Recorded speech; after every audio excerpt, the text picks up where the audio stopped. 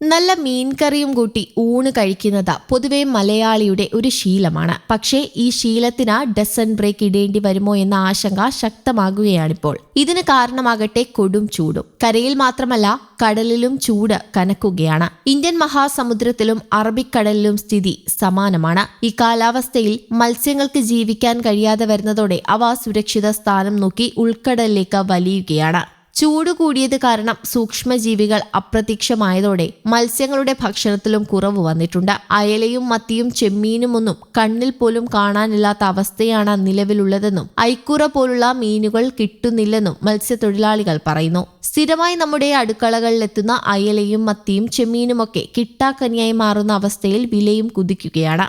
കടലിൽ ചൂട് കൂടിയാൽ മത്സ്യങ്ങൾ മുകൾ തട്ടിലേക്ക് വരാതെ ചൂട് കുറഞ്ഞിടത്തേക്ക് പോകും. ഇതോടെ മത്സ്യ ലഭ്യത കുറയും. മത്സ്യത്തൊഴിലാളികൾക്ക് മീൻ കിട്ടാതെ വരും. സമുദ്ര താപനിലയിൽ ഉണ്ടാകുന്ന ചെറിയ വ്യതിയാനം പോലും മത്സ്യസമ്പത്തിനെ ബാധിക്കും. താപനില കൂടുതലായതിനാൽ മത്സ്യത്തൊഴിലാളികൾക്ക് കൂടുതൽ ദിവസം കടലിൽ തങ്ങാനുമാകില്ല. അയൽ സംസ്ഥാനങ്ങളിൽ കേരളത്തിൽ നിന്നുള്ള യാനങ്ങൾക്ക് വിലക്കുള്ളതിനാൽ അവിടെ പോയി മീൻ പിടിക്കാനാകില്ല. ഇതോടെ തമിഴ്നാട്, ആന്ധ്രാപ്രദേശ്, ഗോവ തുടങ്ങിയ സംസ്ഥാനങ്ങളിൽ നിന്നാണ് കൂടുതലായും മീനുകൾ എത്തുന്നത്.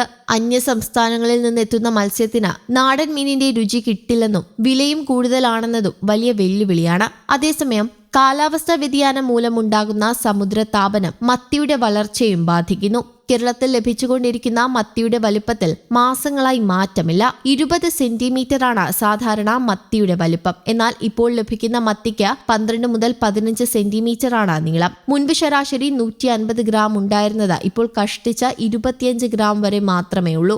മത്സ്യത്തിന്റെ വലുപ്പത്തിലും രുചിയിലും ഗണ്യമായ വ്യത്യാസമുണ്ടായതായി മത്സ്യത്തൊഴിലാളികളും പറയുന്നു. മത്തിയുടെ വലിപ്പം കുറഞ്ഞതിനാൽ വിപണി മൂല്യവും കുറഞ്ഞു. മാസങ്ങളായി ഒരേ വലുപ്പത്തിൽ ലഭിക്കുന്ന മത്തിക്ക് ആവശ്യക്കാർ കുറഞ്ഞതോടെ മത്സ്യത്തൊഴിലാളികളും ദുരിതത്തിലായി. പരമ്പരാഗത മത്സ്യത്തൊഴിലാളികളെയാണ് ഇത് കൂടുതലായും ബാധിക്കുന്നത്. കാലാവസ്ഥാ മാറ്റം മത്സ്യസമ്പത്തിനെ കാര്യമായി ബാധിക്കുന്നുണ്ടെന്ന് കേന്ദ്ര സമുദ്ര മത്സ്യ ഗവേഷണ കേന്ദ്രം ഡയറക്ടർ ഗ്രിൻസൺ ജോർജ് പറയുന്നു. എൽനിനോ പ്രതിഭാസവും മത്തിയുടെ വളർച്ച കുറയാൻ കാരണമായി. എൽനിനോ മൂലം സമുദ്രതാപനം വർദ്ധിക്കുന്നതാണ് ഇതിന് കാരണം. 2023 150ഓളം സമുദ്രതാപ തരംഗങ്ങൾ ഉണ്ടായതായി പറയുന്നു. പ്രജനന സമയം നീണ്ടുപോയതും മത്തിയുടെ വളർച്ചയെ ബാധിച്ചിട്ടുണ്ടാകാം. 2021 കേരള തീരത്ത് നെയ്മത്തിയുടെ ലഭ്യതയിൽ ഗണ്യമായ കുറവുണ്ടായതായി CMFRI നടത്തിയ ഒരു മുൻ പഠനത്തിൽ കണ്ടെത്തിയിരുന്നു. 2020 കണക്കുകളുമായി താരതമ്യം ചെയ്യുമ്പോൾ 75% കുറവാണ് ഉണ്ടായത്. ഒരു സമയത്ത് കിലോയ്ക്ക് 400 രൂപ വരെ ലഭിച്ചിരുന്ന മത്തി കഴിഞ്ഞ ദിവസം കിലോയ്ക്ക് 18 രൂപ നിരക്കിൽ വിൽക്കേണ്ടി വന്നുവെന്ന് മത്സ്യത്തൊഴിലാളികൾ പറയുന്നു. സാധാരണ 2-3 ആഴ്ചകൾ കൊണ്ട് മത്തി വളരാറുണ്ട്. വിൽപ്പന കുറഞ്ഞതിനാൽ മത്സ്യഭക്ഷണശാലകൾക്കാണ് ഇപ്പോൾ കുഞ്ഞൻ മത്തി കൂടുതലായും വിൽക്കുന്നത്. ഓരോ വർഷവും മത്തിയുടെ വലുപ്പത്തിലും ലഭ്യതയ്ക്കും മാറ്റം വരാറുണ്ടെങ്കിലും കഴിഞ്ഞ 6 മാസമായി ലഭിക്കുന്ന മത്തിക്ക് ഒരേ വലുപ്പമാണ്. ഇതേക്കുറിച്ച് പഠനം നടത്തി 1 മാസത്തിനകം റിപ്പോർട്ട് പുറത്തുവിടുമെന്ന് കേന്ദ്ര സമുദ്ര മത്സ്യ ഗവേഷണ സ്ഥാപനം അറിയിച്ചിട്ടുണ്ട്. News desk, Kerala Kaumudi.